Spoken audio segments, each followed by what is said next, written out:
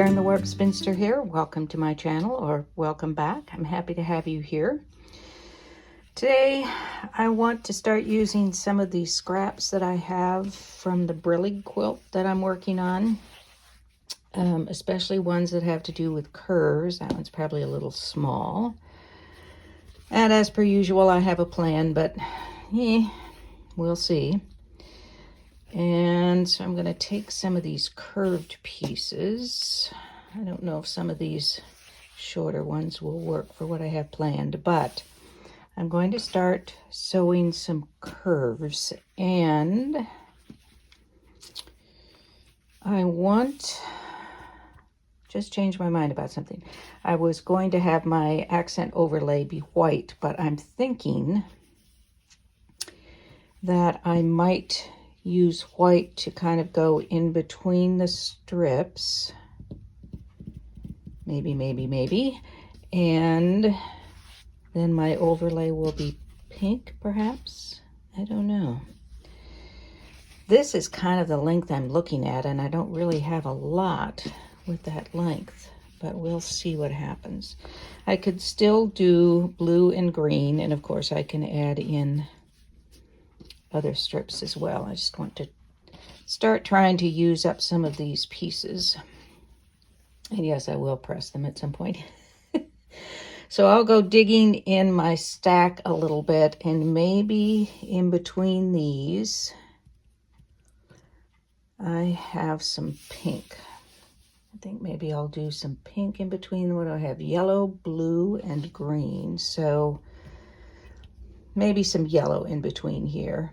And then I may cut some curves with strip type pieces that I have. So let me organize myself a little more, and hopefully I will be a little more clear on what I want to do by that point. I guess as an intro for where I'm going, if we take a look at this piece that I'm working on for a Sheila Frampton Cooper class, you can see the piece that has the green overlay on it.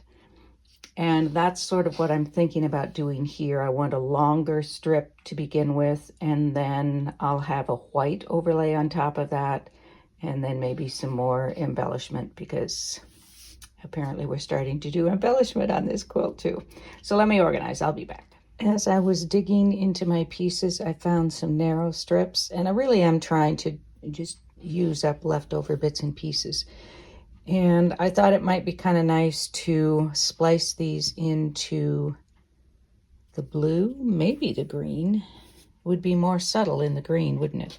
And remember, I've got yellow in between, so I might do that.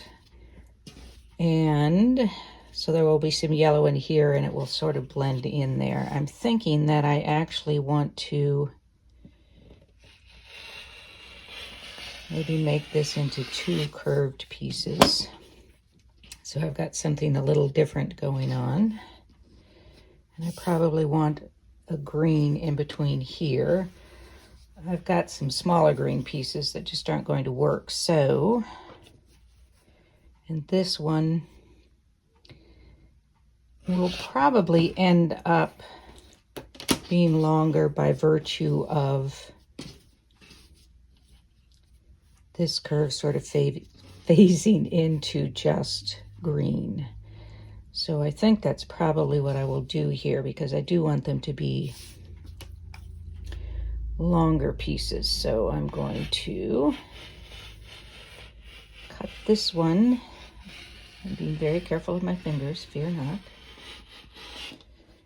And then of course I'll have another curved piece for somewhere else. That's the thing about doing this, isn't it? You're always creating new things.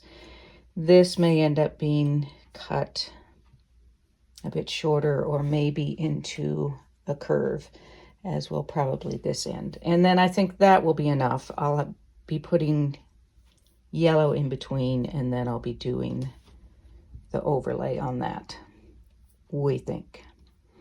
So let me go ahead and splice these in, and then do maybe these two pieces together. Oh, do I want yellow in between there though? There's a good question. Now, I don't think I have to have yellow in between everything.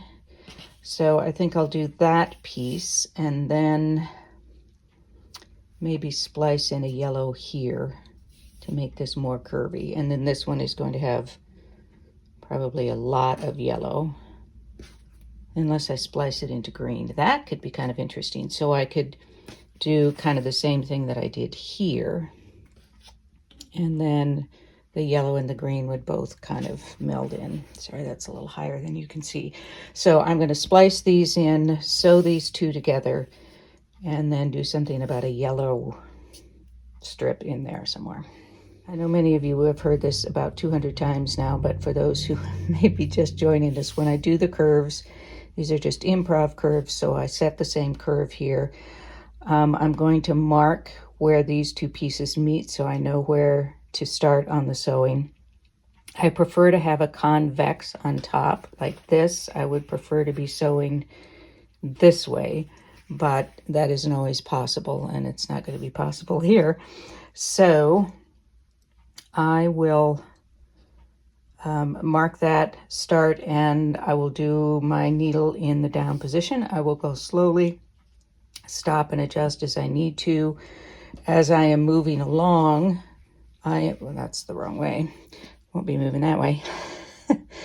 Then I'm going to be just lifting this over. I'm not tugging on it or pulling on it because that is bias. And then I'll just go slowly, move along, and I will probably press toward the blue in this case. So I have this piece together. I've spliced in here, and I'm going to have to trim these off, of course, and there's a little bit of distortion because of the insertion, so I'll smooth out that curve. And then I'm going to put a piece of yellow in between here, and then this I will probably bring down a little more steeply and have the yellow then extend down here. Part of that will be taken care of when I do whatever I'm going to do at the bottom here. So I need to get a strip of yellow that's at least this wide and a little bit longer than here. And then I will show how I'm going to do this. You can kind of get an idea here how this is going to look. I do want to probably still taper that a bit more here. And of course this is going to be a little narrower because I will have seams in there as well. So I'm just going to follow the same process, is cut that curve there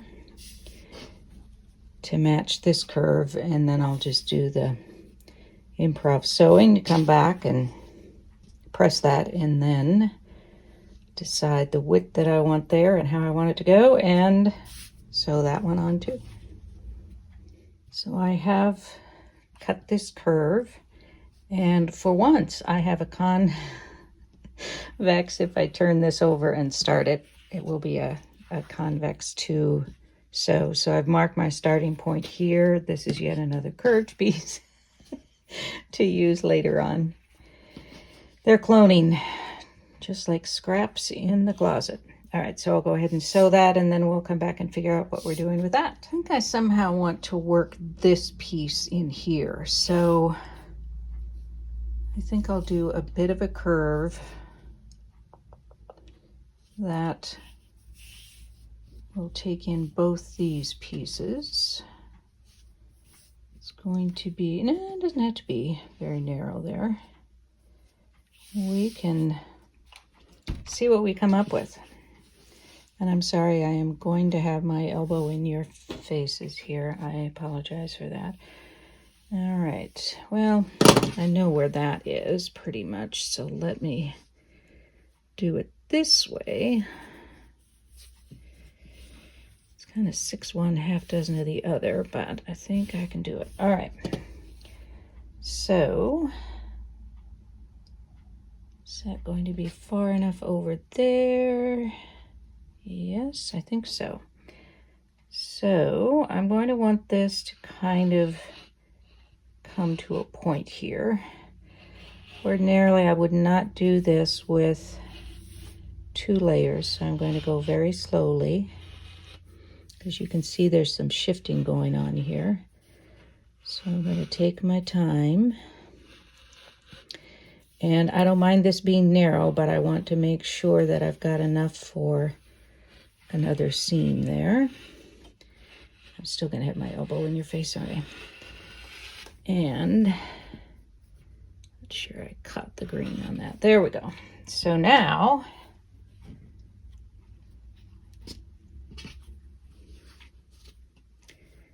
we're going to have a piece that's shaped like that, and it's not very curvy. I can make it curvier. Do I want to? I think I might. So I'm going to do just this portion.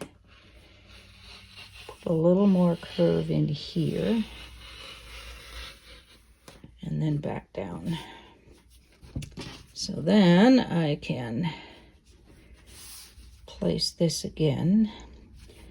And I won't do that on camera, so I'm not putting my elbow in your face again. So this is going to go like that. And I'm trying to adjust this so that this isn't too askew there. Although I can make some adjustment elsewhere for that. Okay. So do this. There's the edge there. All right, so I'm going to go ahead, cut that curve to match, sew that on, and you can see where we're starting to limit our length here, but that's all right. It's still long enough for my purposes, I think. My last piece is this one, which isn't going to be long enough, so I think I'm going to splice something. I'll do a seam here, splice something into it. Maybe some yellow again. And then, or maybe some green. Might do some green. And then cut a curve, which is going to be kind of a wild curve. What if I do it more like this? Okay, this moves over here. So I want the splice to really not run into that yellow. Although, I guess, I'm probably going to put some yellow in between there, so never mind. All right, so I'm going to splice some green into here, just for something a little different. And cut that curve. Well, I won't cut that curve yet. I will cut a little bit more of a curve in here.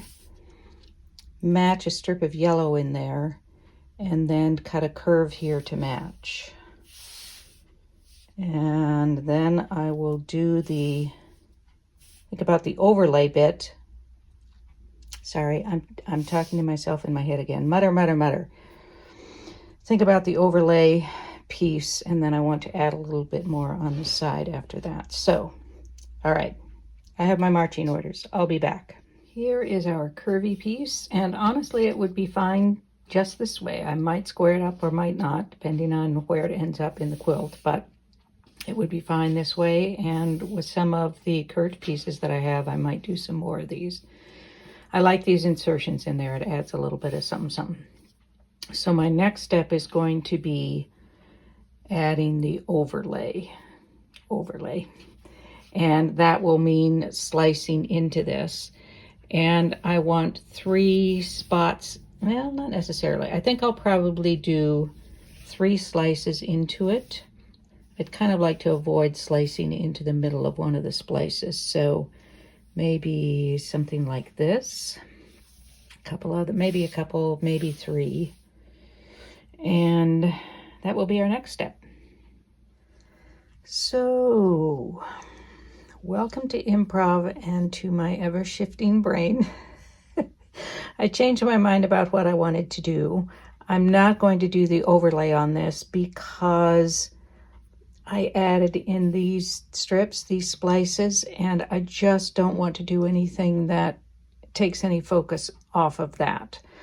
So I probably will do an overlay kind of thing later, but I won't be adding in these splices, and maybe they will be much thinner. Maybe some of them will be straight. I don't know yet, but for this one, I'm also trying to keep in mind that I have those black and white vines and leaves that will be coming across things, and this may be one of those things, and I don't want to just muddy it up too much with a lot more cuts and splices.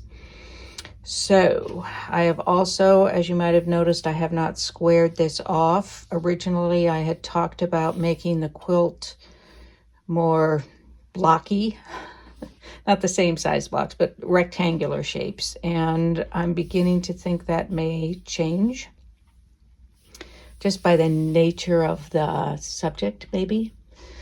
So I haven't gone through and squared this all off because in the end I may not want that. Now I may do some embellishing on this. So if you remember on Alice, I did some embroidery, some simple kind of meandering embroidery stitches, and I might do that in a couple of these spaces that are plain and don't have the splices. So I may do that with some white possibly for embellishment on it. And then, there may be white circles. I don't know. But always remembering that, of course, I have the vines and leaves going through it as well. So, change of plan. Here we are. That's improv. I'm really liking these splices. It almost gives it a stained glass kind of effect. Not the transparency of the glass, but the leading on the glass, and I'm really kind of liking that, or a mosaic, or some, mosaic. That'd be kind of a fun one to do. Anyway, so that's it. I think that's going to be it for this week. If I get some embroidery done shortly, I will put a photo of that at the end of this video. Next week, I don't know, as usual. Thank you again for joining me. I really do appreciate all of you. I feel like I have new friends and family out there. So I appreciate you joining me and your comments. I hope I will see you next week, whatever we end up doing. In the meantime, be well, be safe, be happy, be quilting. Peace out.